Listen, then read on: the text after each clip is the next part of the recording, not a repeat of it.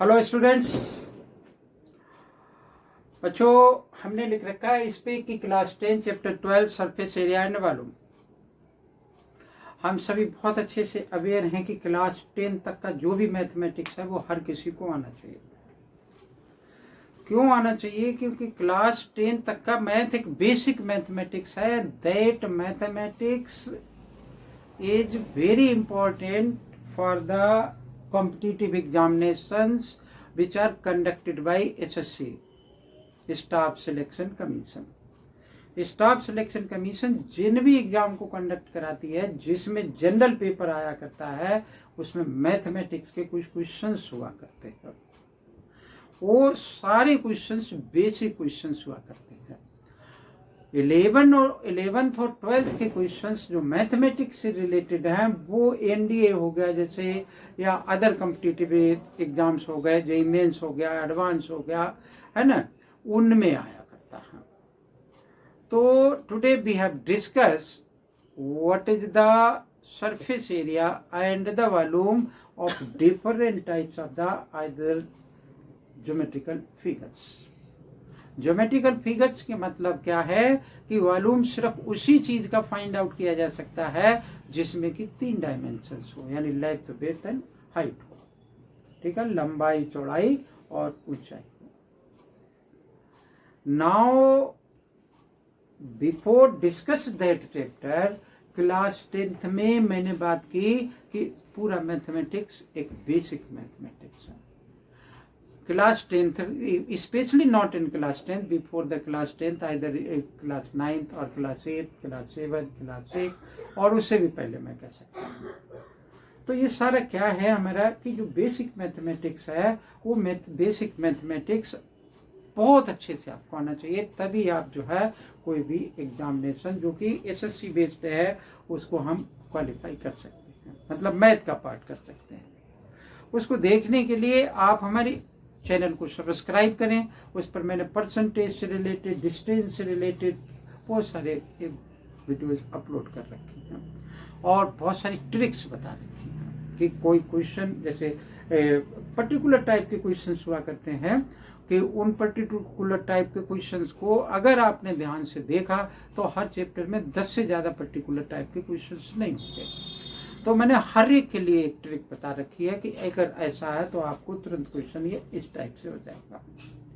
तो आज मैं डिस्कस करूंगा इसी में कि what is the surface area and the volume.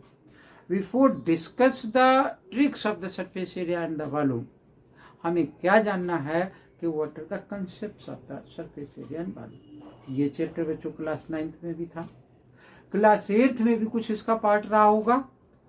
तो हम आते हैं कि सरफेस एरिया एंड वॉल्यूम ये होता क्या है। सरफेस, हम we are very much aware about the surface. Surface को हिंदी में क्षेत्रफल कहते हैं और वॉल्यूम को आयतन कहते हैं।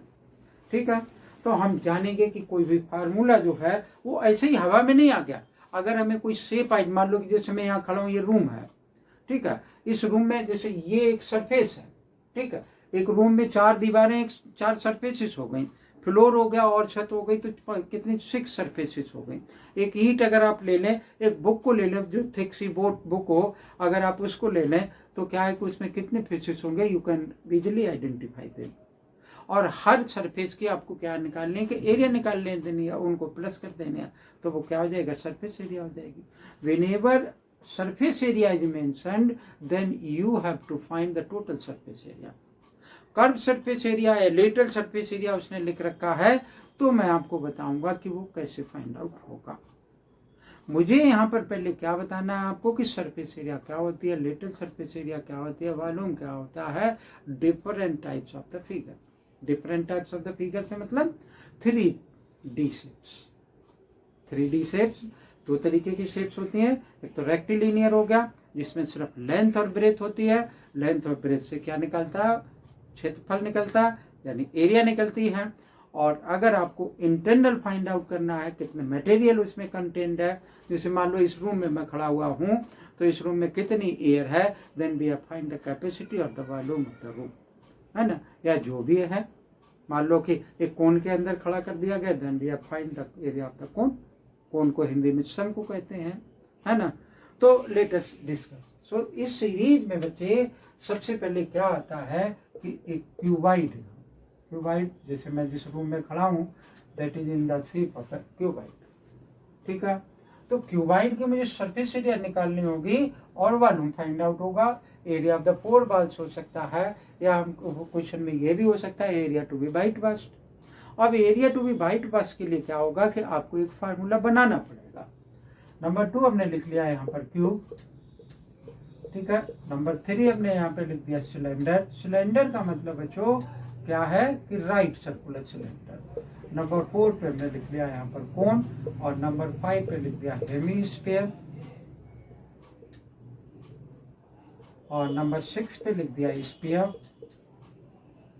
और नंबर 7 पे लिख दिया frustum of cone, frustum of कोन, ठीक है।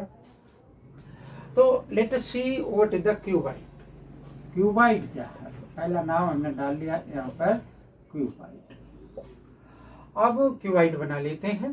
क्यूबाइड को बनाने का एक सिंपल सा मेथड कि हमने इस तरीके से 2 रेक्टेंगल ड्रॉ किए, और दोनों रेक्टेंगल ड्रॉ करने के बाद क्या किया कि इनके कॉर्नर को ज्वाइन कर दिया। या आप जिस भी मेथड से बनाएं उस मेथड से, एल हो गया, बी हो गया, एच हो गया, है ना। बाकी ये जो अंदर वाली हैं साइड्स, उनको हम क्या कर सकते हैं कि डॉट में ला सकते हैं ताकि वो हमें दिखाई नहीं दे रही। हमने क्या कर रखा है कि सिर्फ एक इमेजिनेशन कर रखा है। सपोज कर लो कि हमारे पास ये एक बुक है that is into the shape of A cuboid, cuboid के शेप में है। घर में बहुत सारे बॉक्सेस होते हैं जो कि क्यूबाइड शेप में हुआ करते हैं, है ना। तो वो क्यूबाइड शेप में है, तो मैंने सबसे पहले क्या निकाला कि सरफेस एरिया। क्या निकालना है? Surface area of the cuboid. Surface area का मतलब TH, total surface area of the cuboid. अब देखो जैसे सपोज करो ये रूम है, ठीक है, इसमें एक तो फ्लोर है और उसके बराबर एरिया किसका होगा? रूफ का होगा। अब floor is into the form of rectangle, ये नीचे वाले किसके फॉर्मेट में है? रेक्टेंगल के फॉर्मेट में है। अब ये नीचे वाला रेक्टेंगल के फॉर्मेट में है, तो रेक्टेंगल ऐसा है जिसमें क्या है? L इंटू बी है। अब इतनी एरिया किसकी होगी? रूफ की होगी। तो हम क्या लिख सकते हैं कि 2ALB। ऐसे ही अगर मान लो कि ये दीवार है, ठीक है, अगर इस दीवार की तरफ जाए तो ये हमारा क्या हो गया कि एक B हो गया, एक H हो गया। अगर B और H हो गया तो इतनी इसकी अपोजिट फेस वाले की एरिया होगी, तो अपोजिट BH हो गया। ऐसे क्या हो गया कि LH हो गया, ठीक है। 2 कॉमन ले लिया, क्या आ गया? LB आ गया, BH आ गया, प्लस HL आ गया। That is the total surface area of the cuboid से पार्टीज। बच्चों क्या होता है कि जो हम बताएंगे वो बेसिक फार्मूले होंगे। कंबाइंड डायग्राम का फार्मूला क्या होगा कि हम बना लेंगे, उसके बाद क्वेश्चन का के अकॉर्डिंग उसको उसमें वैल्यू पुट करेंगे, then you have to get the correct answer. सही आंसर आएगा और जल्दी आएगा, ठीक है ना। Now let us see that is the TH, total surface area. अब जो इसमें क्या होता है कि area of 4 walls, area of 4 walls, 4 दीवारों के एरिया। तो 4 दीवारों हम क्या निकाल देंगे? टॉप निकाल देंगे और बॉटम निकाल देंगे, यानी इस पार्ट को रिमूव कर देंगे, ये वाला पार्ट हमारा बचा रहेगा। 2LH, इसमें कॉमन क्या है? 2H कॉमन ले लिया, क्या रह गया? L प्लस B रह गया। इसको हम लेटरल सरफेस एरिया भी कहते हैं, ठीक है। कर्व नहीं कहेंगे क्योंकि क्यूबाइड में कर्व नहीं हुआ करता है, ठीक है। सपोज करो कि हमने कहा area to be white washed, area to be white washed, जहां पर हमें वाइट वाश करना है वो क्या होगा? Area to be white wash, floor नहीं होगी उसमें, यानी एक LB हम माइनस कर देंगे या इसमें एक LB प्लस कर देंगे, तो L प्लस B और प्लस क्या आ गया? LB आ गया। अच्छा, वॉल्यूम क्या होता है? किसी भी ऑब्जेक्ट का volume area base multiplied by height. तो यहाँ पर वॉल्यूम क्या होगा हमारा? ये O बना हुआ है, वॉल्यूम क्या हो जाएगा? L into b into s. अभी मैं क्या कह रहा था? Area base multiplied by height, ठीक है। तो ये that is about the cuboid. Cuboid का क्या था कि सरफेस एरिया थी, टोटल सरफेस एरिया थी एंड वॉल्यूम था, ठीक है ना। मेरे ख्याल से ये बात क्लियर हो गई होगी। अगर क्लियर हो गई हो तो मैं आगे अब आपको बताऊंगा क्यूब के बारे में। Okay, pause the video and copy it, then we have to write cube. तो ये सारे फार्मूले बेसिक फार्मूलेस हैं, इनसे जो कंबाइंड डायग्राम होगा उसका जो फार्मूला हम बनाएंगे उसको हम क्या कहेंगे, ड्राइव्ड फार्मूला कहेंगे। इसको भी रब कर देता हूं। तो यहां हमने लिखा क्यूब, क्यूब में होगा तो क्यूबाइड शेप का, लेकिन उसमें एल बी और एच सेम होगी। यहां पर मैंने लिखा क्यूब। ओके, क्यूब बना लिया। बहुत सारे क्यूब जैसे आपने आर्टिकल्स देखे हैं,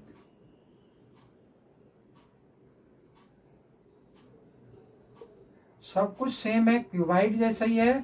क्यूबाइड के जितने भी फार्मूले हैं उनमें आपने क्या करना है, l is equal to b और इज इक्वल टू एच लिखना है। वन थिंग मोर बच्चों, जब भी एरिया निकालनी हो तो यूनिट क्या होगी, सेंटीमीटर स्क्वायर, मीटर स्क्वायर, मतलब स्क्वायर यूनिट होगी उसका। और जब वॉल्यूम निकालना हो तो सेंटीमीटर क्यूब, वॉल्यूम क्यूब, यानी यूनिट का क्यूब होगा। ऐसा क्यों? ऐसा इसलिए कि एरिया सरफेस की फाइंड आउट की जाती है, तो सरफेस में 2 ही डायमेंशंस मल्टीप्लाई की जाती हैं, और वॉल्यूम में क्या होता है कि 3 डायमेंशंस मल्टीप्लाई होती हैं। तो 3 सेंटीमीटर मल्टीप्लाई हो जाएंगे, तो एक्सपोनेंट के according centimetre centimetre into centimetre centimetre cube होगा। तो ये मैंने क्यूब ड्रॉ कर दिया। क्यूब, अब ये तीनों बराबर हैं तो मैंने इसको ए के इक्वल मान लिया, ये भी ए और ये भी ए, ठीक है ना। और कोई भी चेंज नहीं करूंगा, तो यहाँ पे लिखा मैंने क्यूब और यहाँ लिख दिया मैंने क्या कि सरफेस एरिया। तो सरफेस एरिया मतलब टीएस है, टोटल सरफेस एरिया। ओके, क्या होगा कि 2LB BH 2HL ऐसे ही तो था, वहां सब में मान लो पहले हमने लिख लिया 2LB 2LB plus BH plus HL। आप क्या करो कि हर जगह क्या पुट कर दें, ए पुट कर दें, ए इंटू ए प्लस ए इंटू ए प्लस ए इंटू ए। क्या बन गया ये, 2A का स्क्वायर प्लस ए का स्क्वायर प्लस ए का स्क्वायर। तो 2 into 3A square, this is equal to 6A square. तो टोटल सरफेस एरिया क्या हो गई क्यूब की, कि 6 इंटू साइड का स्क्वायर। ऐसा भी लिख सकते हो आप, 6 इंटू साइड का स्क्वायर। ओके, अब और आगे देखते हैं कि इसका वही कि एरिया ऑफ 4 वॉल्स, तो यहाँ लिख दिया एरिया ऑफ 4 वॉल्स। 4 दीवारों के एरिया मुझे निकालना, तो इसमें क्या होगा कि ये वाला पार्ट 2 वाला माइनस कर देंगे, तो 2BH, मतलब 2BH पहले लिख लेते हैं 2H है, ठीक है। तो 2A इंटू ए प्लस 2A इंटू ए, क्या हो गया बच्चों, 2A का स्क्वायर प्लस 2A का square, this is equal to 4A का square, this is equal to 4 into side का स्क्वायर। ओके, तो ये हमारे लिए क्या हो गया कि एरिया 4 वॉल्स हो गई। Area to be white walls क्या हो जाएगा, 5 इंटू साइड का स्क्वायर। तो मैंने यहाँ लिख दिया कि area to be white walls, to be white walls, this is equal to how much, 5 into side का स्क्वायर, 5 इंटू साइड का स्क्वायर। कैसे आया ये, इसमें एक LB मैंने माइनस कर दिया क्योंकि फ्लोर पे तो नहीं वाइट वॉश होगा। फिर वॉल्यूम क्या होगा क्यूब का, volume of the cube, volume is equal to, अभी आपको बताया कि इसमें 3 साइडें मल्टीप्लाई होती हैं, यानी area base multiplied by height, यानी ए इंटू ए और ए के। तो मेरा क्या हो गया, ए इंटू ए और this is equal to side का क्यूब। यूनिट क्या होगी यहाँ पर, सेंटीमीटर क्यूब, यानी यूनिट क्यूब। ओके, तो ये था हमारे पास क्या कि क्यूब और क्यूबाइड। आगे बात करेंगे हम किसकी, सिलेंडर की बात करेंगे, ठीक है। Pause the video and copy it, then we have draw another diagram that will be a right circular cylinder.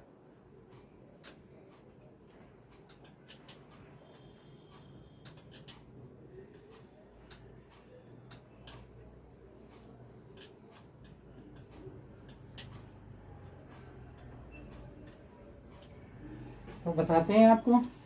एक सिलेंडर ड्रॉ किया।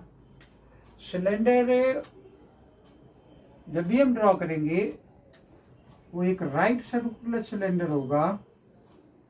सिलेंडर का मतलब बच्चों राइट सर्कुलर सिलेंडर। सिलेंडर लिखा होता है लेकिन that is a right circular cylinder. ठीक है। सपोज कर लो कि मान लो कि जैसे हमने क्या किया कि इसको ऐसे इस तरीके से बेंड कर दिया और बेंड करने पर ये क्या बन गया हमारे पास, एक सिलेंडर बन गया। ठीक है। तो अब जैसे प्लास्टिक की बकेट ज़्यादातर क्या होती है, सिलेंड्रिकल बकेट्स हुआ करती है, या गिलास सिलेंड्रिकल हुआ करता है, और घर में एक सिलेंडर हुआ करता है जिससे कि गैस चलाया करते हैं। तो सिलेंडर के बारे में हम जानेंगे। तो एक तो सिलेंडर ओपन और एक सिलेंडर क्लोज। तो यहाँ मैंने लिखा कि नंबर 3, और सिलेंडर का क्या मतलब हो गया, राइट सर्कुलर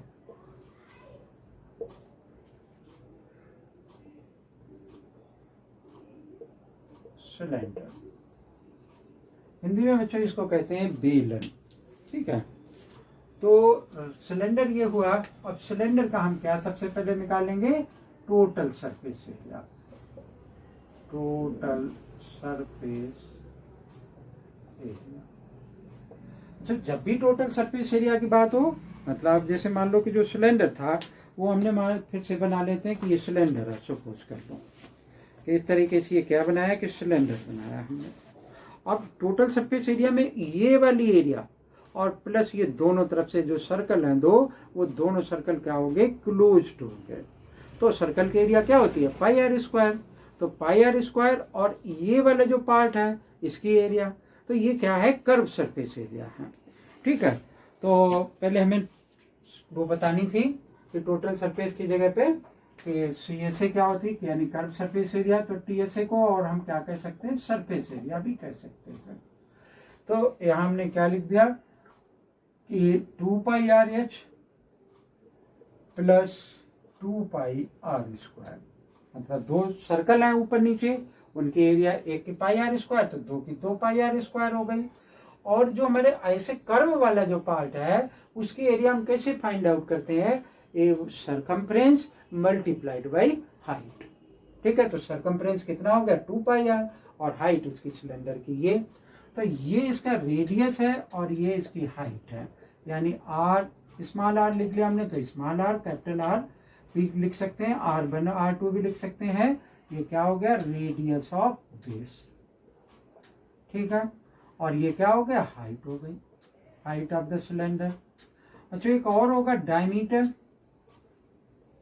डायमीटर और रेडियस में क्या रिलेशन है कि डायमीटर जो वो हमारा रेडियस है वो डायमीटर का क्या होता है, हाफ हुआ करता है। ठीक है ना। वैसे तो हमें मालूम है कि आप में से बहुत सारे बच्चों को जानना मालूम होगा, लेकिन जिसको नहीं मालूम है वो जान ले कि रेडियस डायमीटर का हाफ होता है, या फिर डायमीटर रेडियस का डबल हुआ करता है ना। रेडियस को हिंदी में क्या कहते हैं, त्रिज्या, और डायमीटर को क्या कहते हैं, व्यास कहते हैं। सरफेस एरिया को क्या कहते हैं, क्षेत्रफल। ठीक है। अब इसमें क्या कॉमन आ सकता है, 2πr कॉमन ले लिया, क्या बच गया, h प्लस r बचा। That will be the total surface area. अगर मान लो कि उसने कहा कि कोई टंकी है और वो एक तरफ से बंद और एक तरफ से खुली, तो इसमें से 1πr हम माइनस कर देंगे। ओके। फिर हमने लिखा कि ये तो TSA हो गया। नंबर 2 पे लिखा कि CSA यानी curve surface area. Curve surface area, curve surface area CSA भी इसको कहते हैं और TSA भी किसको कहते हैं। ठीक है। ये क्या है, a circumference of the base multiplied by height, यानी 2πr into H, that is 2πRH। Okay. अब मान लो कि इसका मुझे वॉल्यूम फाइंड आउट करना है। तो वॉल्यूम क्या होगा बच्चों, कि वॉल्यूम ऑफ सिलेंडर। तो सिलेंडर तो मैंने लिख ही रखा है, तो मैं यहाँ पर क्यों बार बार लिखूं, तो मैंने यहाँ पे लिख दिया वॉल्यूम। तो वॉल्यूम अभी मैं क्या बता रहा था कि area base multiplied by height. तो एरिया ऑफ बेस बच्चे इसको क्या है कि नीचे क्या है, सर्कल है, सर्कल का एरिया कितना है, πr²।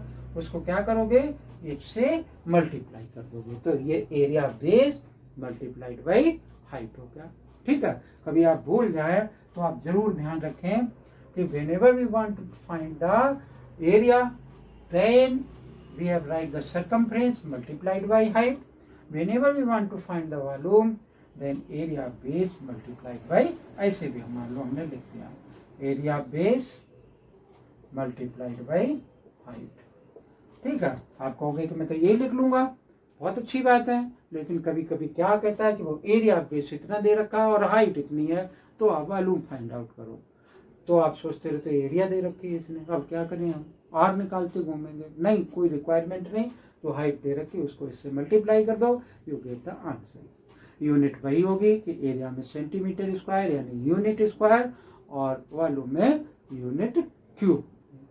ठीक है ना, तो ये था हमारे किसके लिए, सिलेंडर के लिए।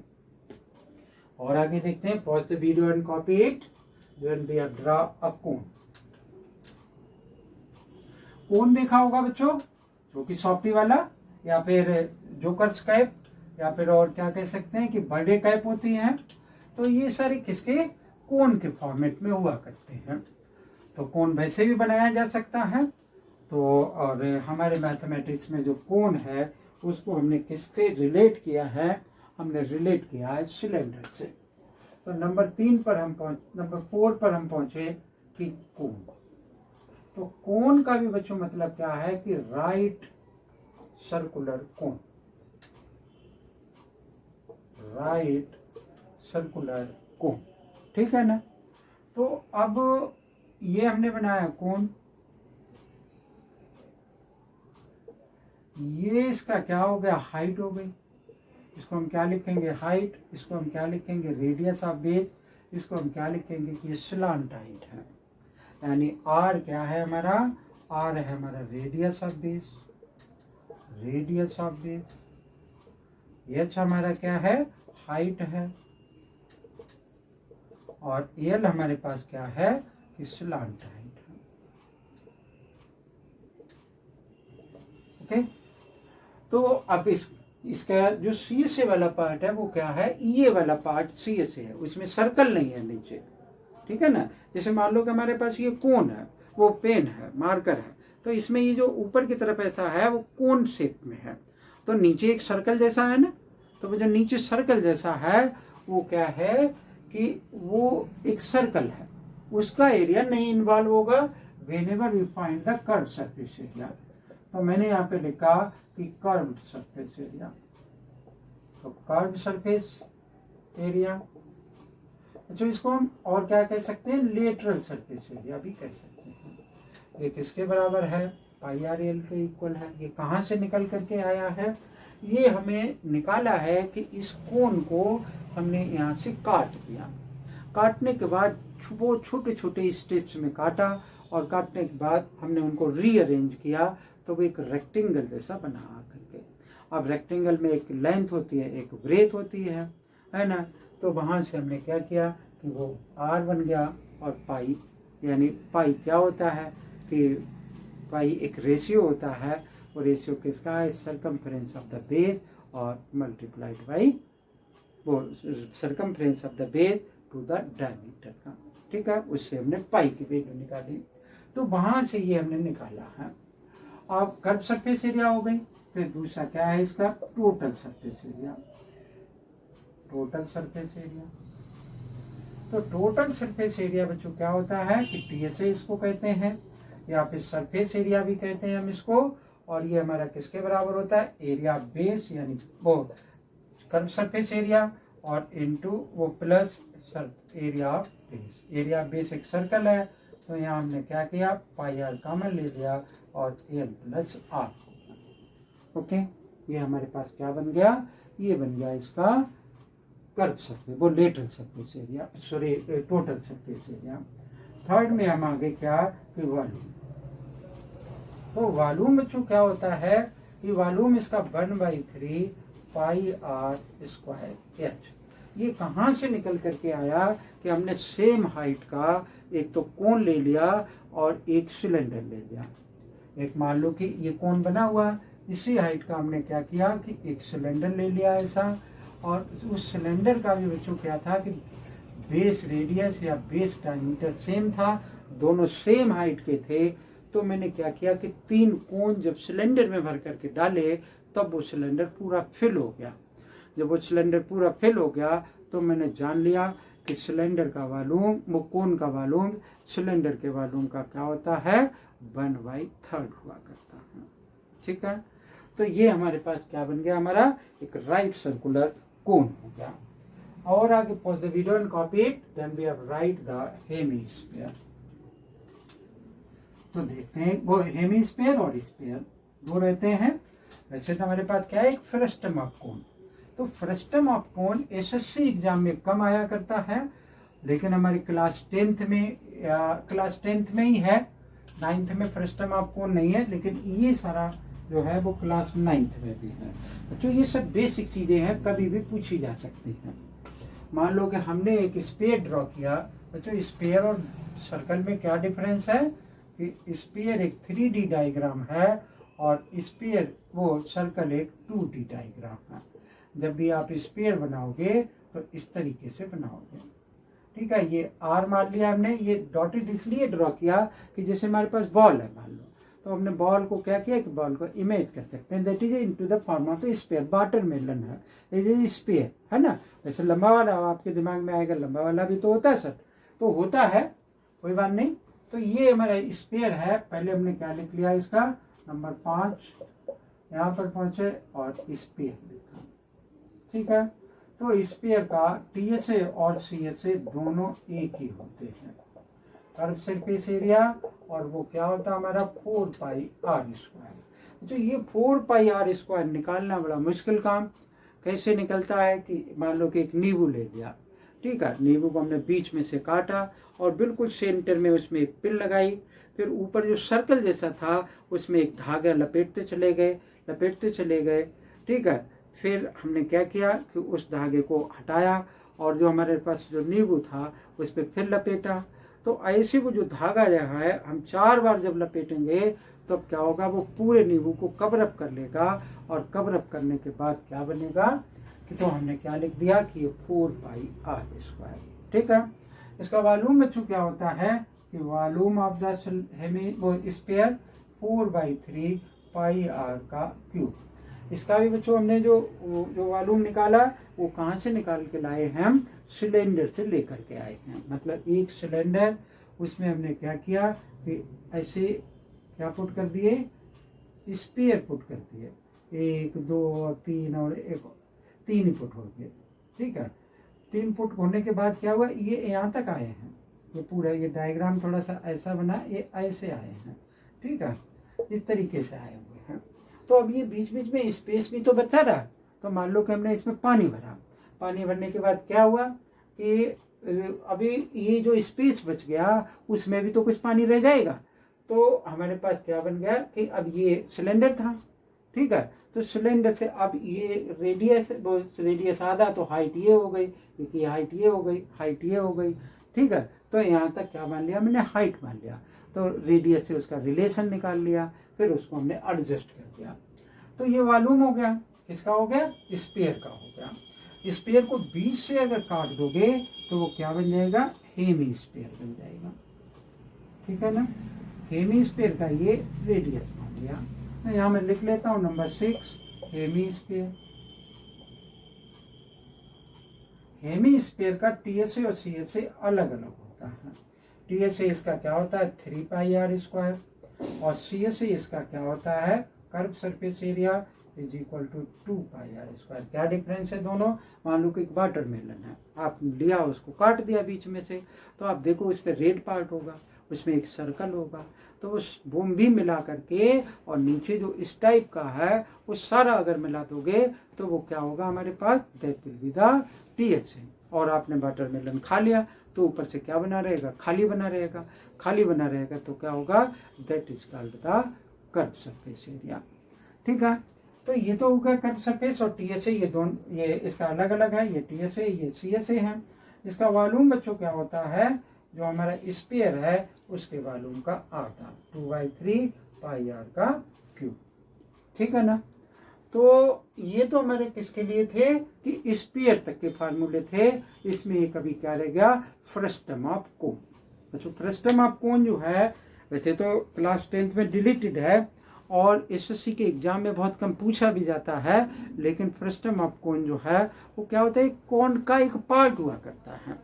तो फ्रस्टम ऑफ कोन जो डिजनरेटेड कोन हम निकालते हैं क्लास 11th में, और जो है बहुत ही जरूरी है वो फ्रस्टम ऑफ कोन। भले ही सीबीएसई उसको क्लास 10th में से एलिमिनेट कर दे, लेकिन हमेशा आपकी ये अप्रोच रहनी चाहिए कि हमें सफल होने के लिए ज़्यादा से ज़्यादा नॉलेज हो और हम ज़्यादा से ज़्यादा क्या करें कि ग्रेप्स करें कहीं न कहीं से। ठीक है ना। तो मैं 2 लाइनें लिख दूंगा कि फ्रस्टम ऑफ कोन क्या होता है, और तब ये वीडियो हमारी क्या होगा कि कंप्लीट हो जाएगी सारे। लेकिन इसके बाद जो मैं आपको बताऊंगा वो क्या होंगे, सारे ड्राइव्ड फार्मूले होंगे बच्चों। ये सारे क्या थे, हमारे बेसिक फार्मूले थे।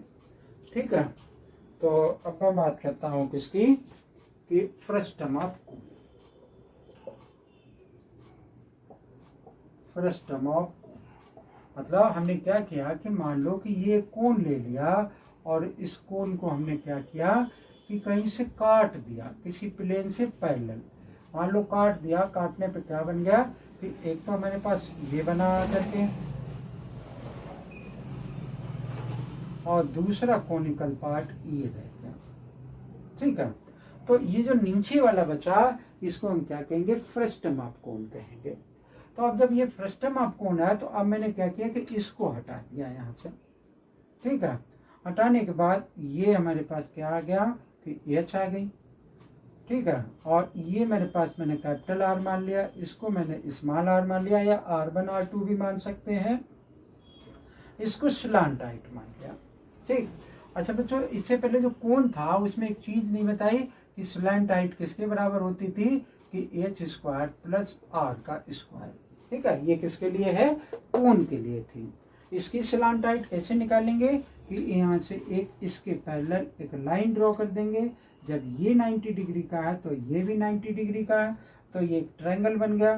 तो इतना पार्ट क्या होगा, r माइनस r के बराबर होगा, और ये h हो गया। तो इसकी स्लांट हाइट किसके बराबर होगी हमारी, r माइनस r का स्क्वायर प्लस h का स्क्वायर।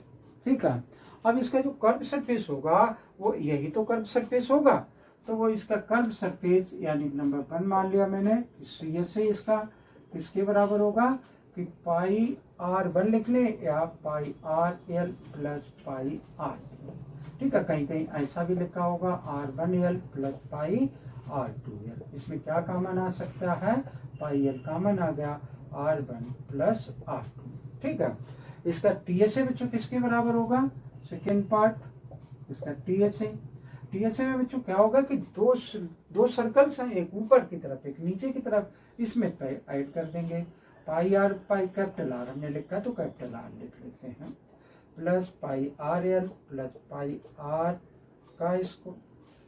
का स्क्वायर प्लस पाई आर का स्क्वायर। इसमें पाई कॉमन आ जाएगा और कुछ कॉमन आ जाए तो आप उस हिसाब से चले जाएं। फिर इसका हमारे पास क्या हो गया कि वॉल्यूम हो गया। तो वॉल्यूम क्या होता है इसका, फ्रस्टम ऑफ कोन का कि 1/3 पाई, और पाई जो हमारा कोन होता है उसका वॉल्यूम क्या होता है 1/3 पाई आर स्क्वायर। ठीक है। तो इसमें पाई एच आप कॉमन ले लो, नंबर 1 आर का स्क्वायर प्लस आर का स्क्वायर प्लस क्या लिख लूँगा r1 square r2 square plus 2r1 r2, तो आर और आर। ठीक है।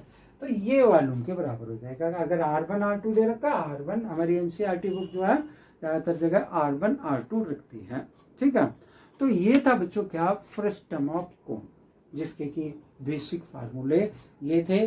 आगे के वीडियो में मैं आपको बताऊंगा what are the derived formula. Okay. Video अच्छी लगे कमेंट करें, आप हमें बताएं कि ये कैसी है। अगर कोई कमी आपको लगती है तो वो भी आप हमें बताएं। आपको बहुत अच्छी लगे तो आप इसको लाइक करना ना भूलें, और चैनल ज़रूर सब्सक्राइब कर लें ताकि आपको आगे भी मैं इसी टाइप की वीडियो देता रहूं और आप नोटिफिकेशन में पहुंच जाएं और तो आपको देखने को मिलती रहे। Thank you. जय हिंद।